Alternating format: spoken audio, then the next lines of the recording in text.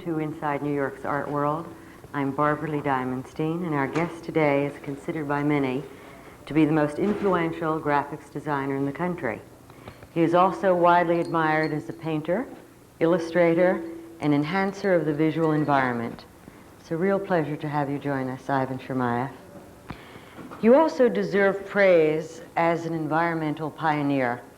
Long before many of us thought of either the streetscape, the cityscape, or urban connective tissue, you did. Perhaps you might begin by telling us how it all began for you. What in your early environment influenced you?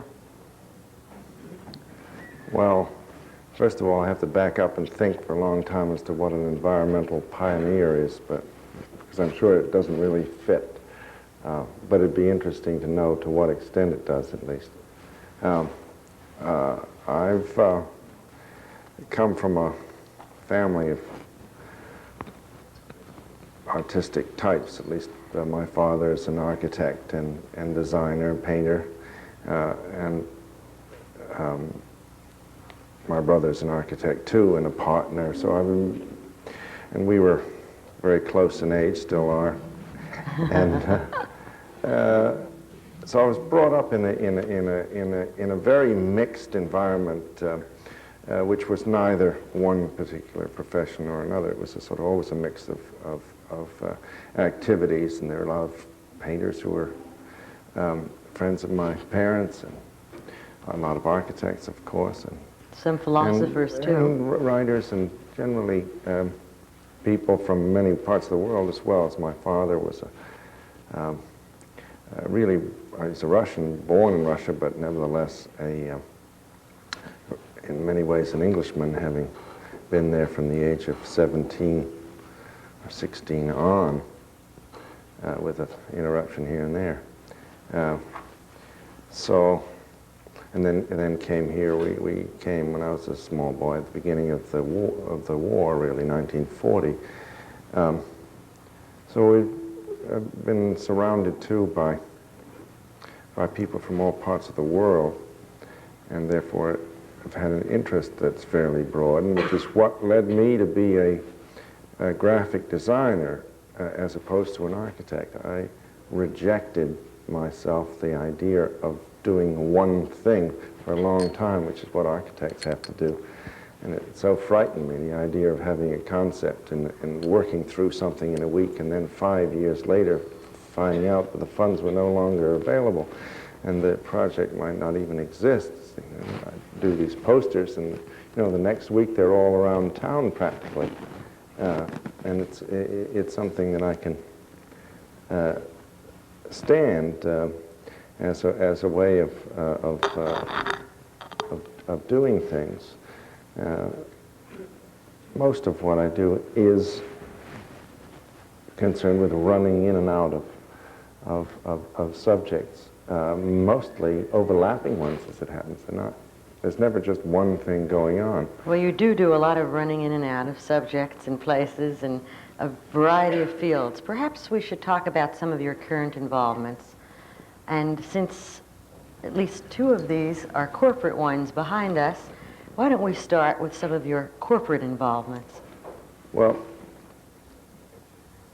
it's hard to explain in a way what a designer is, and one way of doing it is to explain the kind of things that I'm involved in.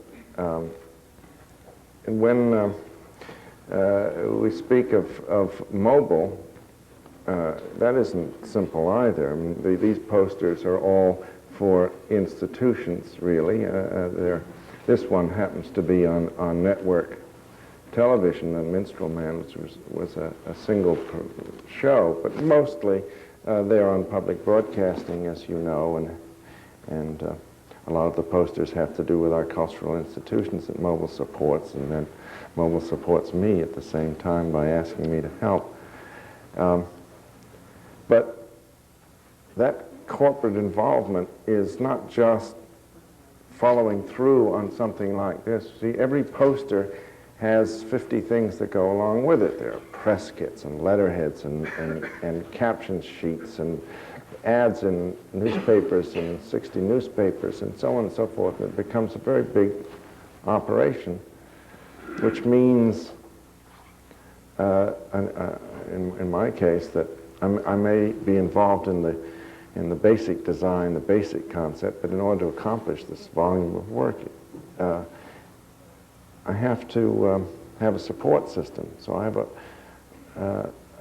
as does my partner, Tom Geismar. Between us, in this area, we have 30 people that are work away getting things done.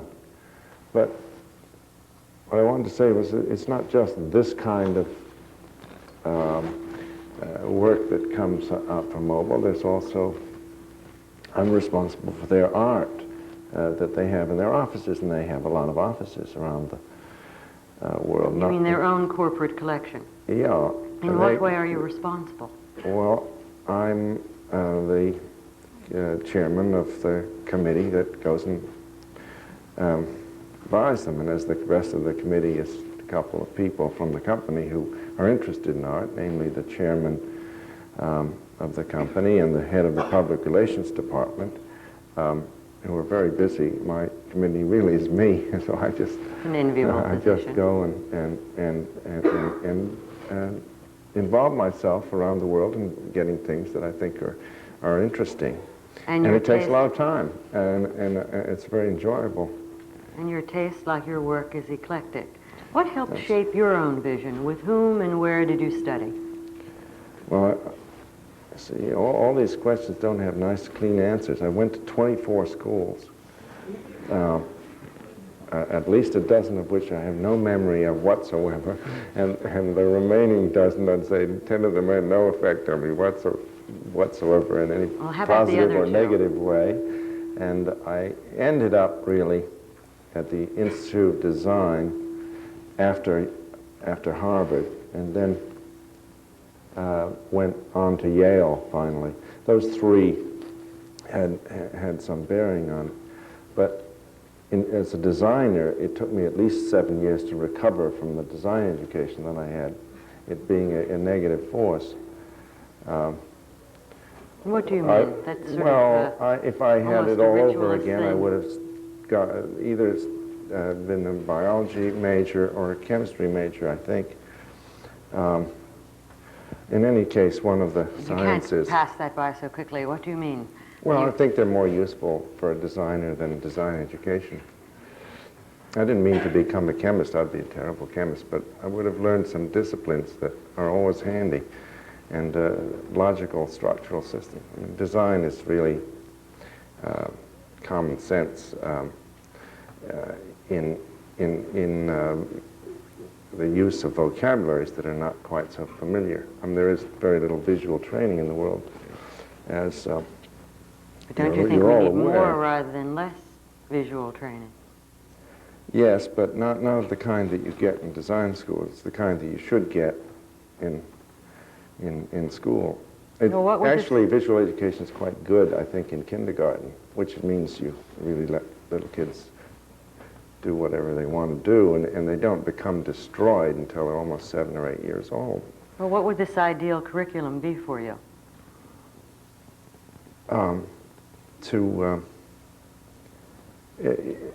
Being a designer or an artist of any kind really requires work. It's mostly hard work, which is a matter of discipline.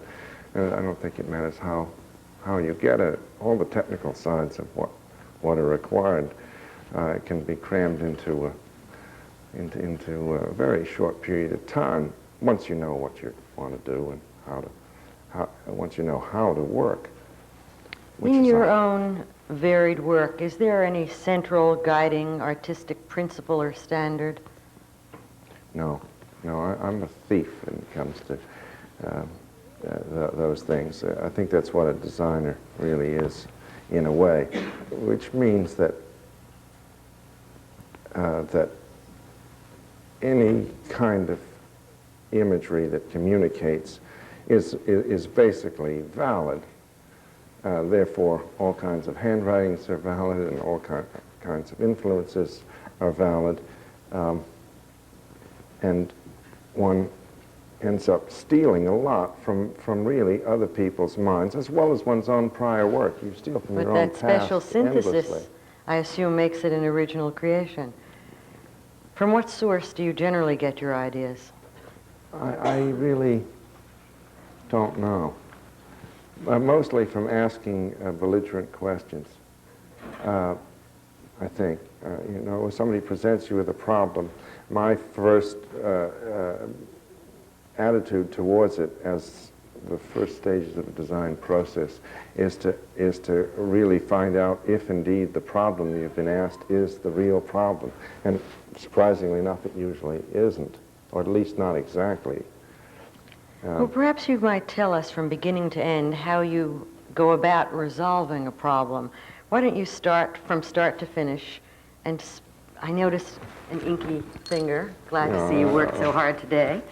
Perhaps you might tell us about a specific problem and how you go about resolving it from start to finish. Well, I mean, to take something. I guess that's your most recent, behind you, the Temple of Yeah, it's the Dendur. most recent, but it's also not very interesting to talk about because I didn't design the Temple of Dendur, unfortunately. I wish I had. That's just, you know, selecting the best of what the Metropolitan Museum made available to make a poster out of, and then to try and do something typographically with it that would integrate Well, let's with do it with in this some one. Here kind you of have way. a piece of information that you, or some original reference that you then translate visually. How did you do that? Well,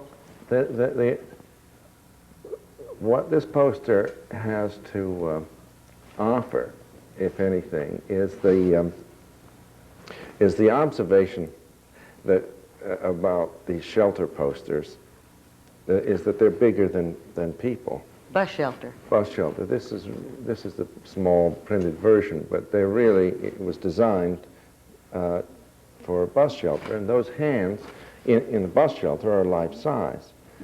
And it was seeing all those shadow forms at the end of the day who silhouette against these things that determined this notion of making the hands, which are the white gloves of the minstrel singers, become the white gloves of all these black silhouetted forms along the bus shelter. So people are standing there with funny hats or not, and there are these two hands that are behind them. And it really started from not really from anything more than observing what one can do in a shelter, for a shelter poster, that becomes a little bit more participatory, a little bit more related to people and distances that our people have used, and that's really how it came about, as opposed to, you know, just making a great big hand 8 feet high or whatever would also be possible, or some other image. But it started from that point of view. You embrace a number of different styles in your work. Do you ever find them to be contradictory? Well, if they hopefully don't come up at the same time, they're not contradictory. If they come up inappropriately, it's different. I just, as a designer, really have felt very, very strongly about drawing, for instance. I think drawing is the essence of all good work, and if you have good hands that way, then it's extremely helpful form of communication. You don't have to use it as such, but it's a way of translating from mind to hand to paper that it's terribly a valuable thing to understand. Now, I've never been able to draw very well. It took me a long time to get over the fact that I shouldn't worry about it, seeing I've already picked this job and it's too late and I must as well draw. So I do. And I draw with scissors a lot. You know, I cut things out with scissors, and that's one of my particular tricks that I didn't invent, but it comes very handily. What's the So it difference? makes me a great admirer of people who cut things with scissors, like Matisse. You know, I like the directness of the paper cutouts of his, or the Cubist work of Braque and Picasso very much, Do you too. respond to the work But of Motherwell in that same sense? Feels that torn Well, edge versus that Matisse yeah. boxed into a corner cutting Yeah, edge. well, I consider Motherwell to be just another extension of Braque and Picasso in this particular regard, in his collages. Because I noticed both a torn and a cut edge in that particular. You know, that the torn edge to prove that you meant the cut edge, and vice versa. What's the difference between design and art, Ivan?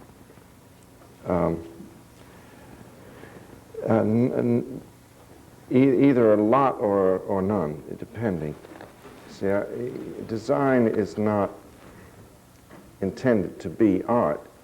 Somebody else decides that, as it so happens, it's art, then it's one and the same. But the purpose is not quite the same.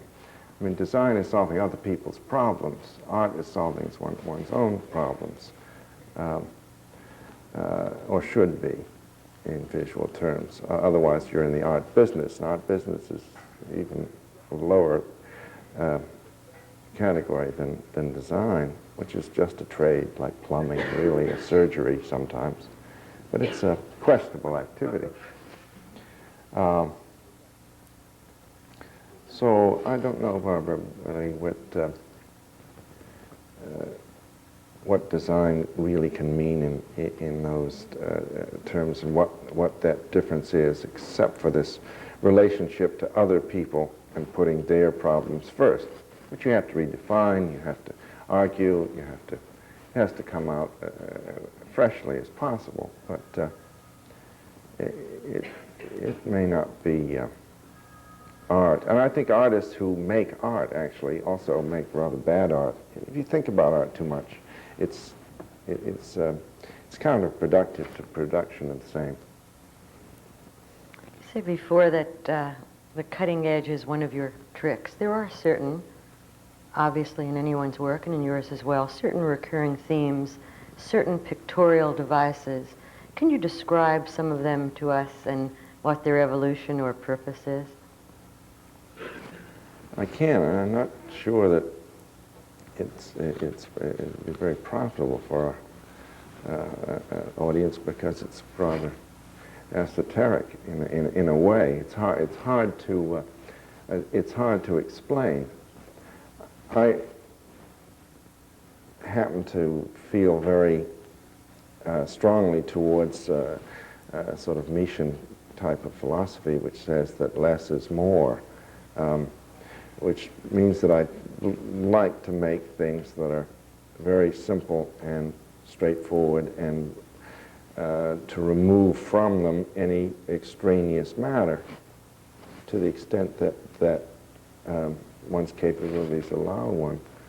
I mean, I always try to end up with one image and one thought, and then let the typography or the messages that have to be there relate back to the format. You see, all of, well, not the Temple of Dendor exactly, that's integrated into it. But more often than not, this lettering that you see here in these posters is related to the rectangle, not to the hands. It's only the strength of the type or the choice of the type may be somewhat related by way of going with it or going against it in contrasting terms. But it's related to the format and not tucked into the image. I told you, I warned you. No. The Does type complicated interest question. you especially? Typeface? Oh, yes, sure. And I don't know, it's like asking a doctor if he's interested in the human body. Yes, it's the life's blood, really, of what we have. And there are thousands of choices. And when I was at Yale, where I met my partner, Tom Geismar, at Columbia, as it happens. We were at Yale, but there's no library of type at Yale, and there is a great one at Columbia. And we spent weeks and weeks in this dusty place pulling out books that had never been pulled out before to design 2 typefaces, one each for our theses. And yeah, it's a fascinating world because, like any subject, it may look small at first glance, and then it becomes enormous. It encompasses the whole history of man, really. And it's all in there, from primitive scratching on stones to highly sophisticated people like Mr. Garamond. What's ahead for typography in the printed word? Pardon? What's ahead? What's it all going to look like? Well, I don't know. I think it may not look so different because we're so used to seeing things in a certain kind of way. How it gets there is changing rather than how it looks. In what way? No, computer typesetting and faster, much more efficient ways of getting the language onto paper or onto video screens or onto whatever may be required. It has its own technical changes and influences. But I think that's really what it's all about, and which is of no interest to me whatsoever, frankly. Well, doesn't it change the nature of your work, at least in terms of yes, the time allotted to certain tasks? Well, not really, because personally I'm just not involved with that side of it. I'm much more involved with the humanistic end of what it's all about, and which is what I care about, is the side of it that is rather old-fashioned, perhaps, in that sense. But the wonders of the New World do not attract me. Older I get, the farther back I look, not into my own time, but it seems to go farther back yet. And what century are you now? I read about animals and archaeology, not design. When I'm waking up in the middle of the night, I read things like Peter Matheson's books, not anything anybody has to say about design, which is a terrible bore as a subject to read about. Even in a way to contemplate it all. Doing it's quite fun, however. In a shop as large as yours, you mentioned there were more than 30 people that work for Chermayeff and Geismar. How do you manage to get design or quality control?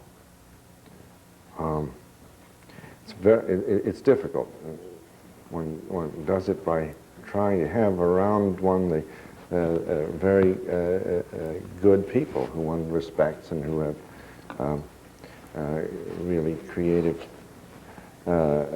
talents of their own to bring to the activities of the office, and that's the best insurance. And the other insurance is staying up late and being involved with everything all the time, which can drive other creative people crazy.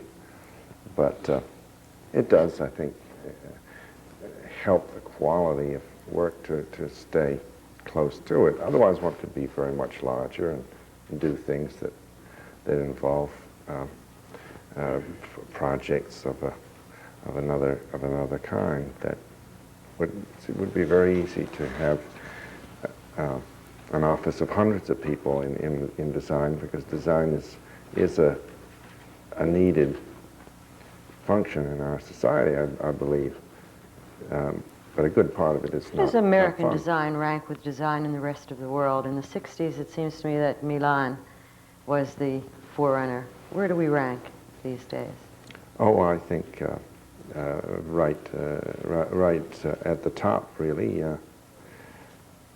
Although it's not really a question anymore of nationalities. All the designers in the world sort of know each other, or at least they know that each other's All work. 22 of them.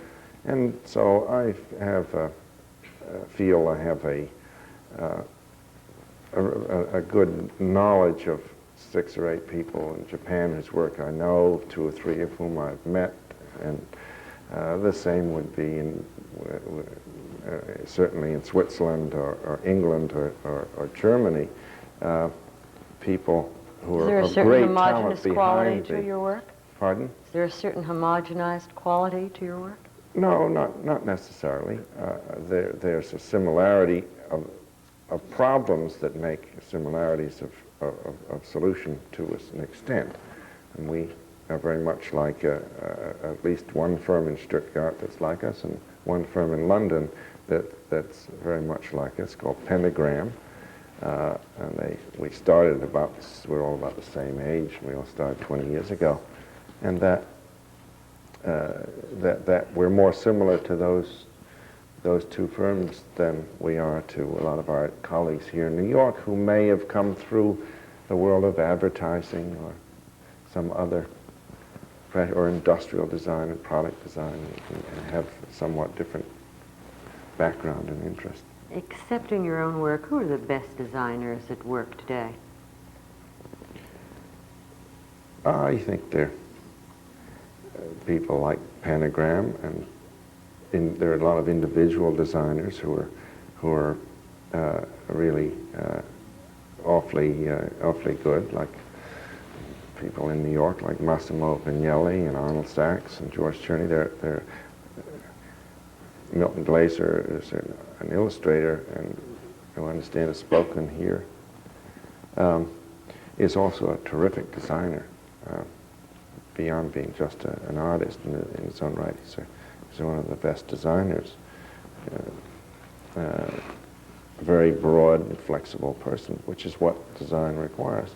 And there's, I think we all know them, Saul Bass in the West, and many others there. All the partners of Pentagram are good designers, and Total Design in Copenhagen, or rather Amsterdam. And Iko Tanaka, you never heard of Iko Tanaka, but he's a household word.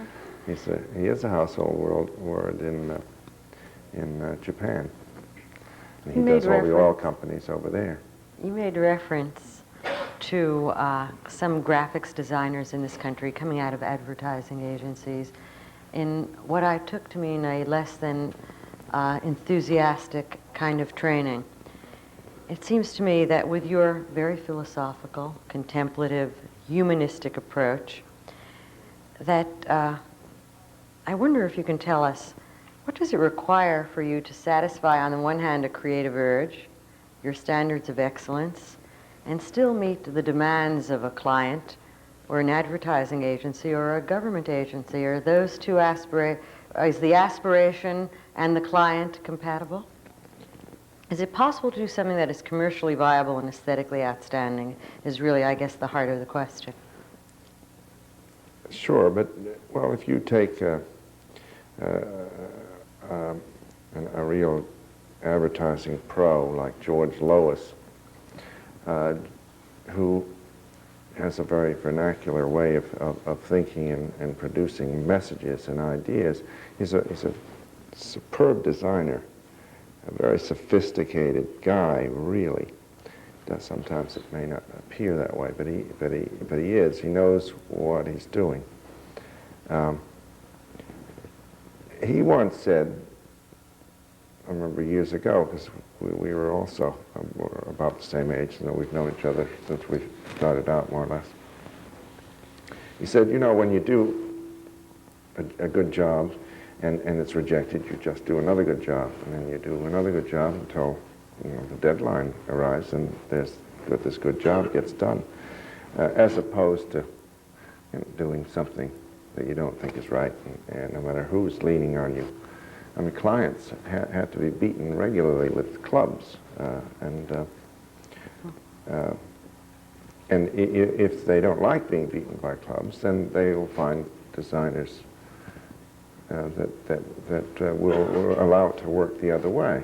In working for some of your clients, particularly some of the major ones, how much do they dictate the content of the material? And I'm not only talking about posters, but your work includes museum exhibitions, product identification, all sorts, a very wide range of graphic material. How heavily are they involved in the conceptualizing and the content of your work?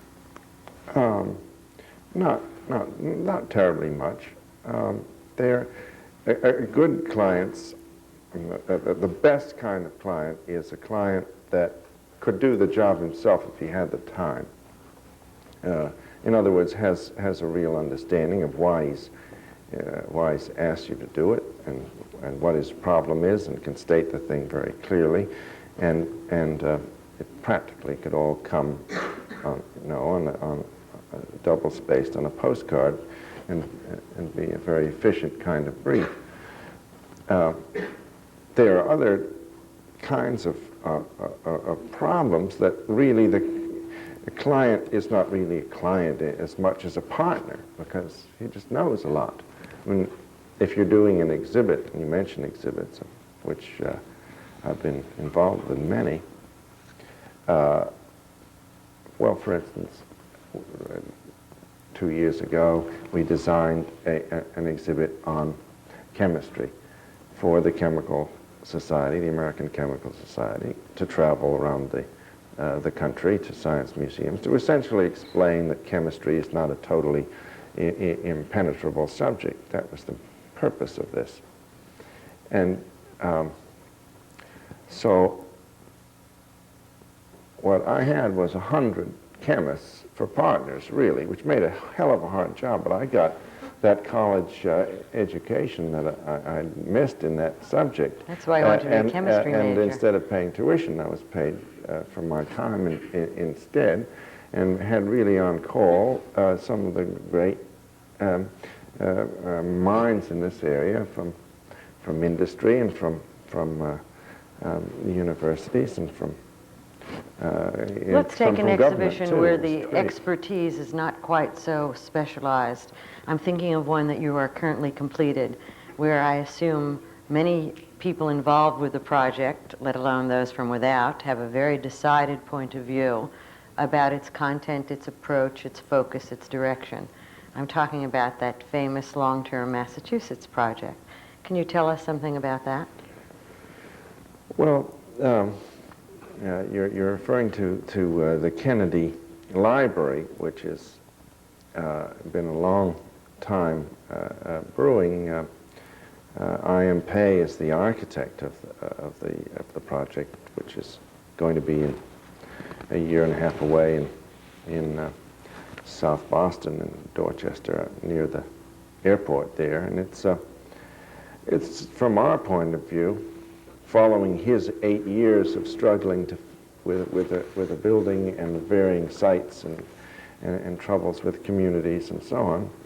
For us, it's been 2.5 years of trying to sift through an incredible volume of material, which is housed by a very powerful and very articulate family who are all involved and all interested and big, and there are a lot of people involved. As you know, Senator Robert Kennedy has 11 children, and even the smallest of them, who's only about 7, I think, he's not out of touch with it entirely either. So that becomes a different kind of How do you deal with that? As best you can. If you were to redesign New York, what would you do?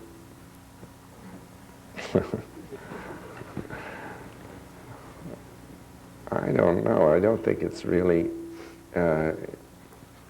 possible. That's too big a question. Well, let me make it simpler for you. What are the most striking contemporary design failures in New York? I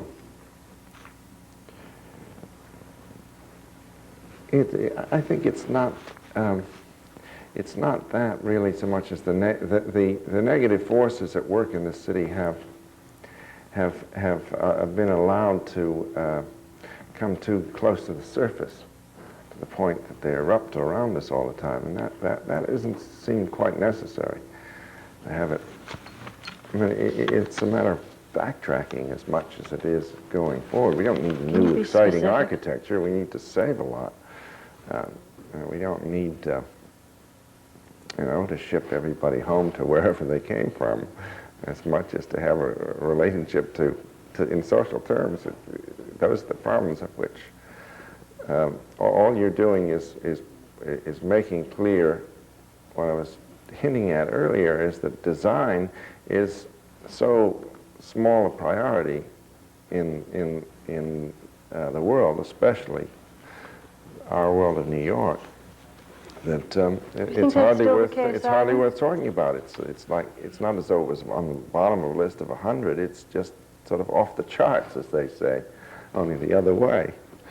Do you think that's still the case, that we're quite so squandering I think our patrimony in this city? I think it's a combination of that all thoughtful New Yorkers have, and by New Yorkers I mean people who are not passing through town, that it's a love-hate relationship here. You hate it, but where else are you going to go? I mean, when you go out of town, which I do almost every week, it doesn't take you long, mostly half a day at the outside, to thank your lucky stars that you're here in this rotting madhouse. But how to make it better is sort of nibbling away and trying to do it. And I think there are just thousands of people of very good will here, which is one of the most hopeful signs. A lot of people do care, although some others would immediately say, well, prove it to me. But it's not by design. I mean, it's my kind of design that will save it. I mean, better signs can enhance and it. better subway maps don't make the city better. They just make a few little minor events. We're about to have a new subway map, as you know, a color-coded subway and a color-coded map that matches the subway rather than a numerical subway system. What do you think in the most recent period are some of the visual enhancements of the city, other than your big red juicy 9 on West 57th Street? Well, I'm very taken with the city walls project and this idea of sort of doing something with some of our empty walls. I think that's visually noticeable and not too heavy on the city's budget. In fact, it isn't on the city's budget at all. It's all done by the private sector. But how do you reply to that criticism that very often that kind of decoration, that kind of surface decoration, is often a mask for failed social systems rather than an enhancement of the environment? I don't argue with that. It's true. It's absolutely true as far as I can see in most conditions. What do you consider your most significant contribution to design in general, and perhaps specifically this city, to be? I don't know that I've specifically made any contributions. I think all designers who produce quite a volume of work are attempting to make some kind of worthy activity more visible, and therefore we're making some contribution. But it's not very convincing. I mean, I wouldn't think it'd be worth even putting on a tombstone with a magic marker, let alone chiseling in. You've worked with the government, you've worked with corporate clients, you've worked with the private sector, with not-for-profit organization. What makes for an ideal client? With whom would you prefer to work, and why?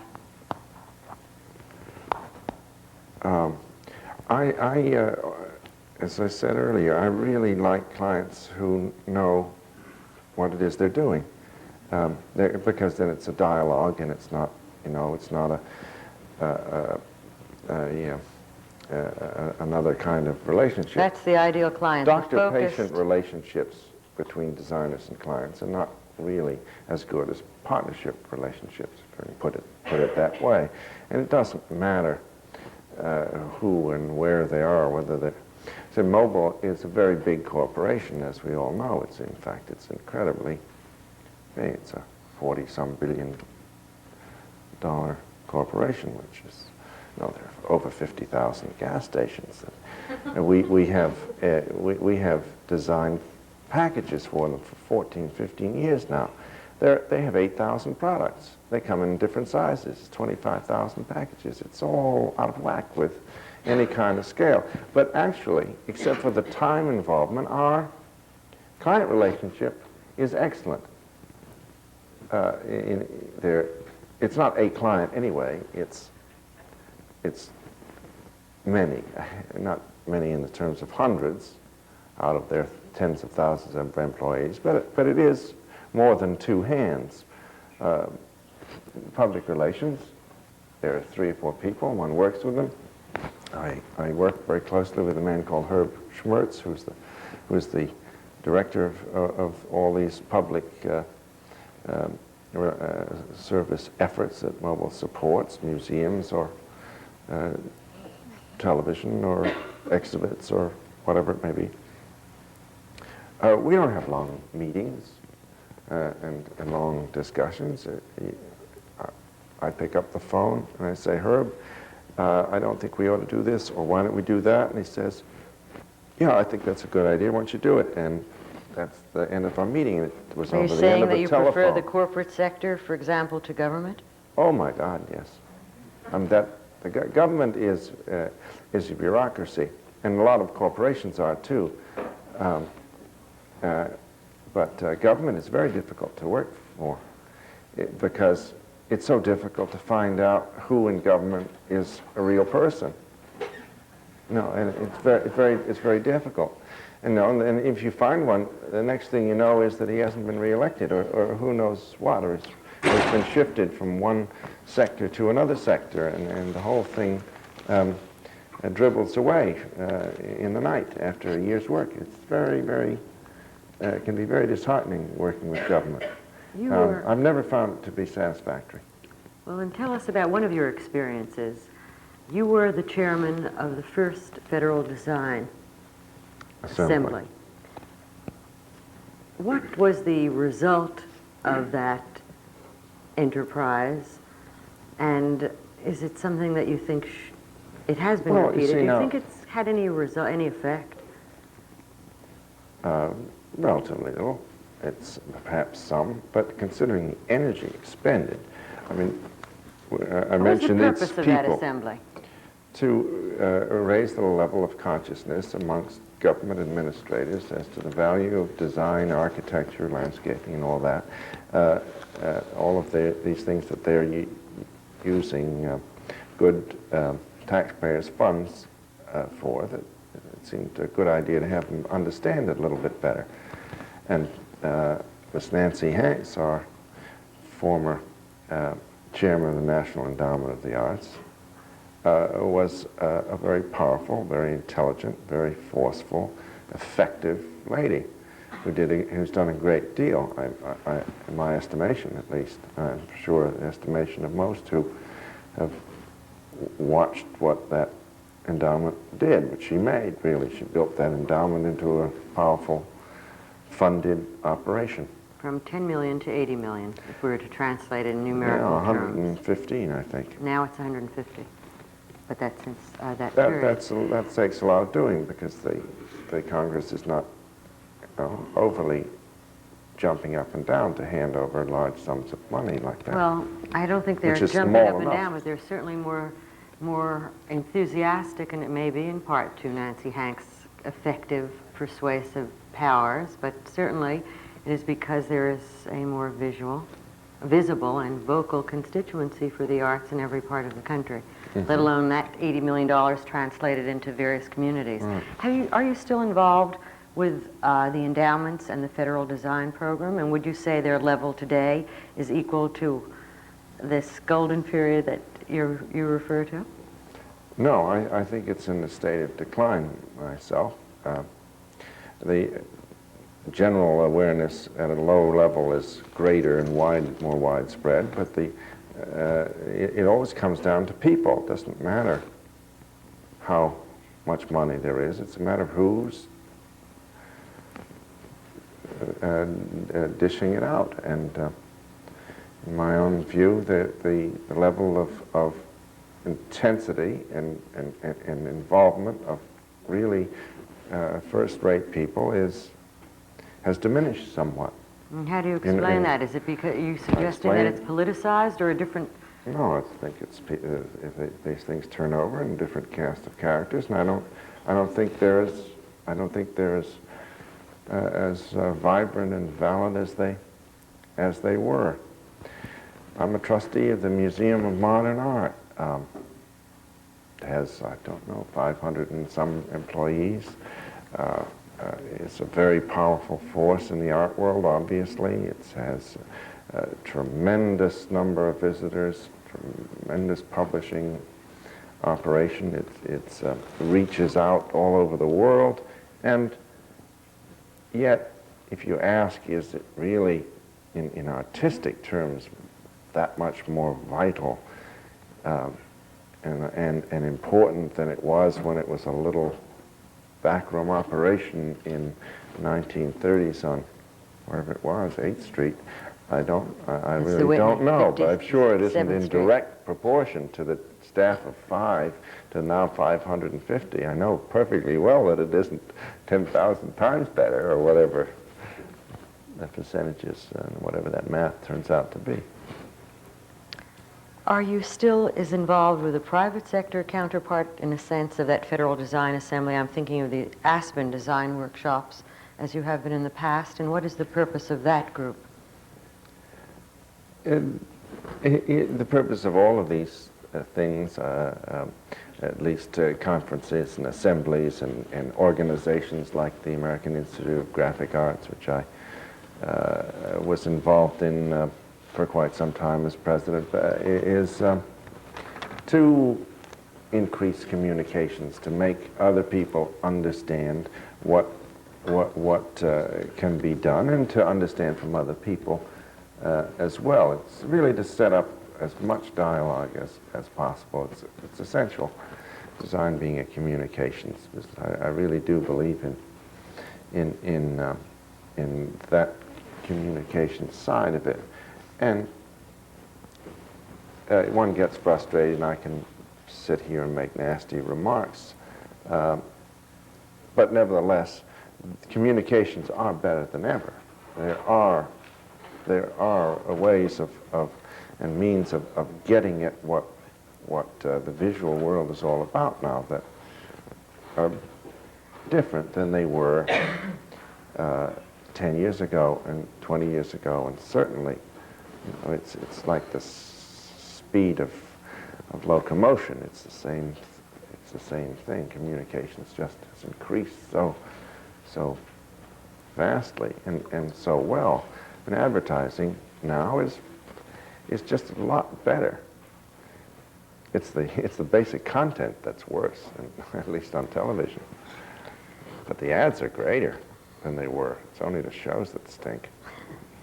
In a recent Saul Steinberg retrospective, the works belonging to one collector were more manifest than any other. And you are obviously that collector. What about the work of Steinberg has reached and absorbed you for so long? Well, he's a genius, and geniuses are hard to find and hard to come by, especially ones that are close to your own frame of reference. I've always thought he was a genius. So, and there was a time when he was affordable.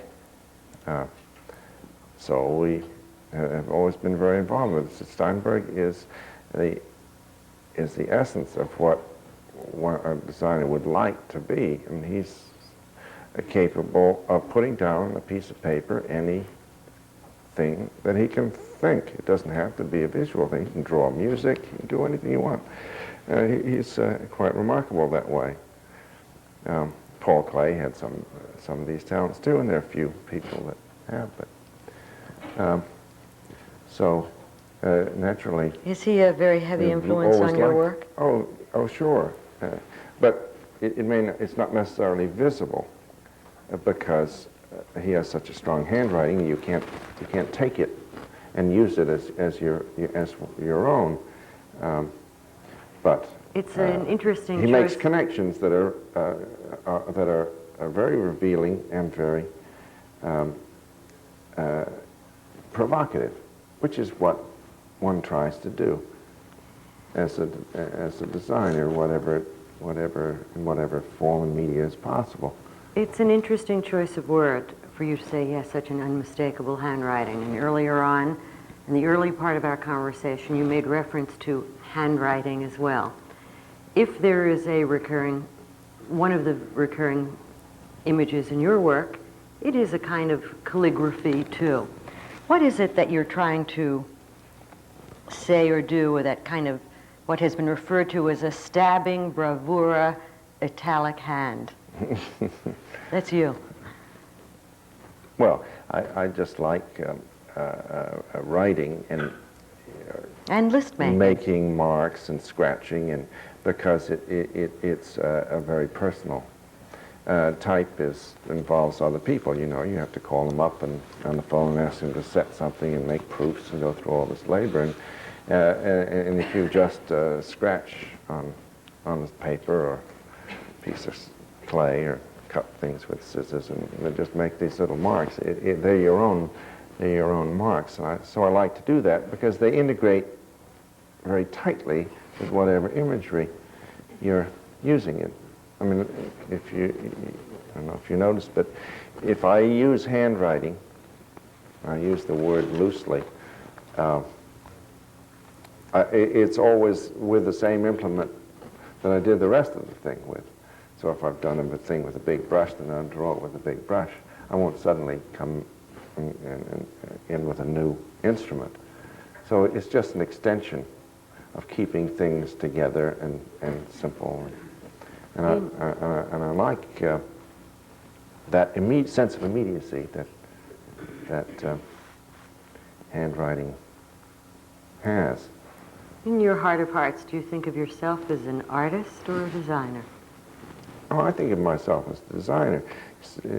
Sometimes there's some artistic things that come out of it. You mentioned that 9. Well, the 9 is 6,000 pounds of steel that sits on the sidewalk on 57th Street. It was not thought of as making a piece of sculpture. It was thought of as a design solution to a particular problem. There is a building which is against the street. It's this great curving glass slope, as you know, that comes down, and the place is rather without comedy. There's no lightness about it, and this red 9 that sits on the sidewalk is really a relationship physically to that building that's lightens the load. I think that was my rationalization for it. It's why it's painted red instead of black and white, and why it's the scale and size that it is, so that you have to confront it as an object. Now, it comes out looking like a minimal sculpture, but that's after the fact. It wasn't to design a piece of minimal sculpture out there. It just happens to have those overtones and references. But I like it better for myself for the reason that it's not that arbitrary. It is the number of the building, and the fact that it doesn't say love appeals to me enormously.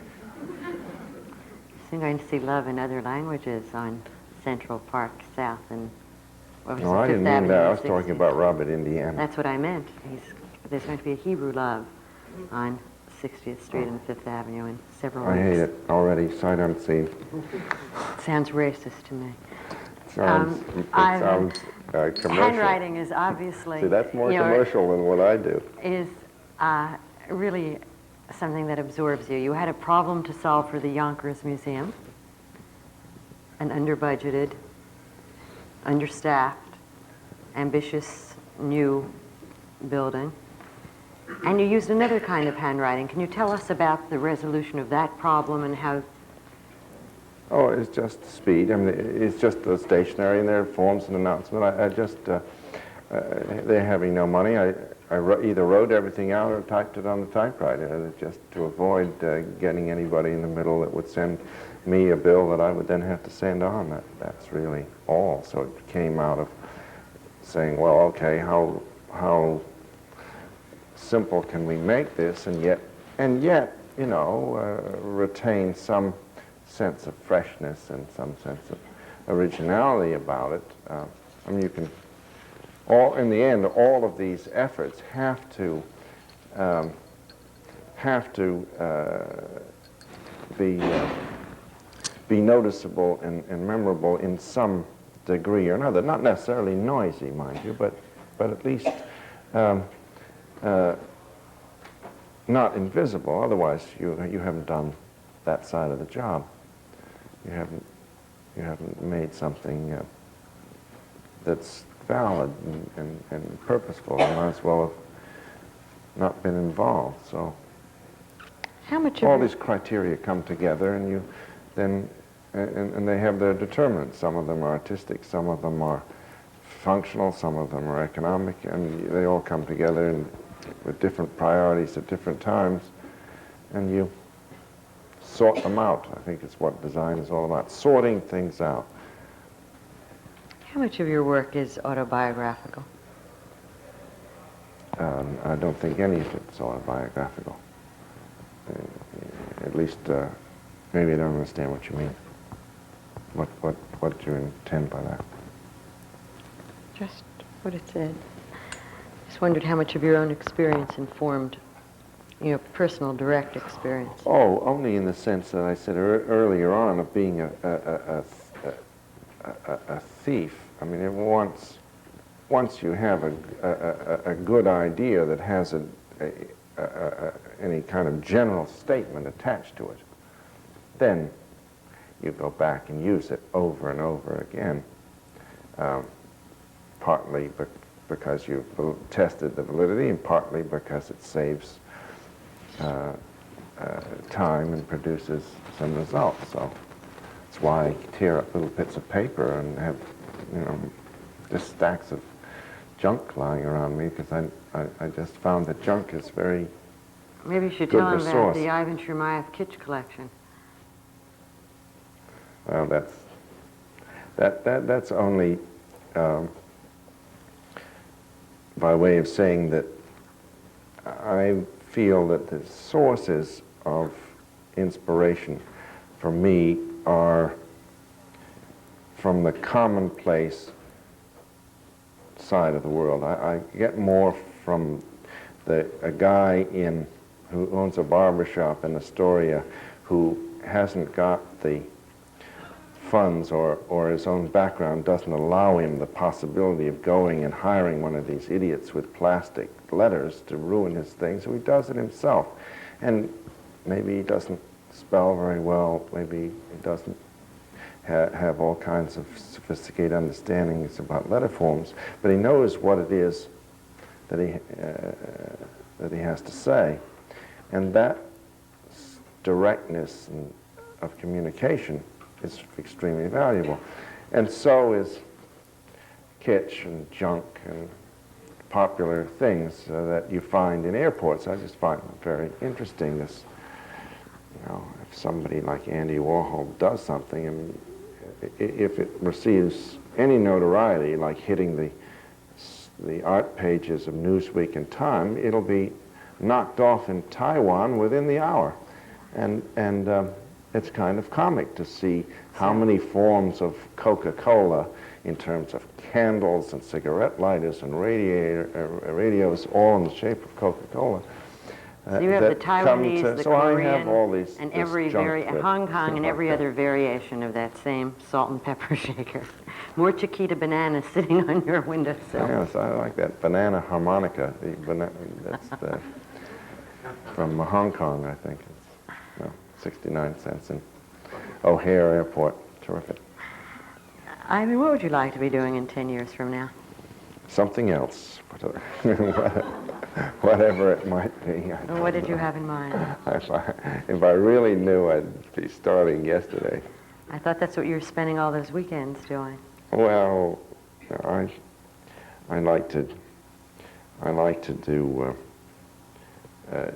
do things which come from my own problems. In that sense of being an artist, I like to sometimes write the brief instead of having it handed to me. But I still don't like to think of it as art. I like to paint, but I don't think of myself as a painter. It comes... You spend a lot of time painting, creating, assembling. But... How influenced are you by assemblage and film in your own work? In film? My own work? I don't know. A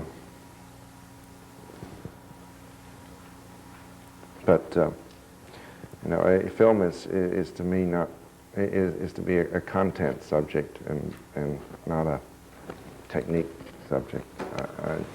I'm influenced by minds at work, like most people, I think. So, Bergman and Fellini and Kurosawa, I like them all for different reasons.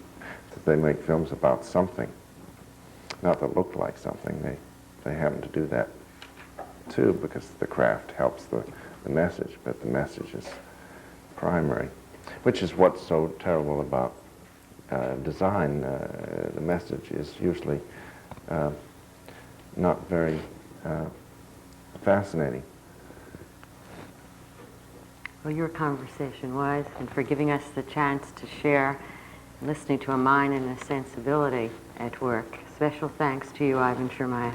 Thank you for being with us. We have several minutes left, and what I'd like to do is to ask the class to share in the conversation. If you have a question, won't you please raise your hand, and if you care to, since this is being taped as well, won't you identify yourself? The woman on the